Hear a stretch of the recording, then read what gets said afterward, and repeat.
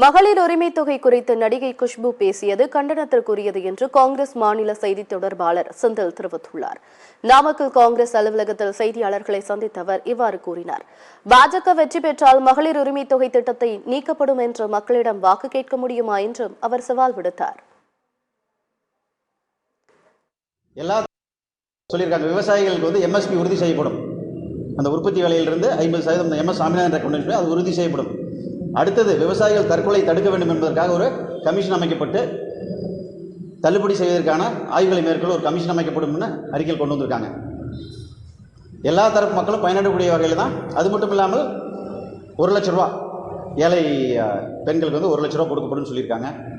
அதே மாதிரி படித்த இளைஞர்களுக்கு அது 1 லட்சம் இல்லைங்களா? படித்த இளைஞர்களுக்கு பட்டதாரி இளைஞர்களுக்கு 1 லட்ச ரூபா ஆண்டுக்கு சப்போர்ட்டாக கொடுக்குன்னு சொல்கிறாங்க. இதெல்லாம் எதுனா ஒரு ஊக்கப்படுத்துறது. இது ஒரு நீங்கள் சொல்கிற மாதிரி ஒரு கொச்சைப்படுத்தக்கூடாது. இதெல்லாம் இது ஒரு அரசாங்கத்தின் கடமை. ஒரு அண்ணன் ஸ்தானத்தில் தந்தை ஸ்தானத்தில் செய்ய வேண்டிய கடமை ஒரு அரசு செய்கின்றது.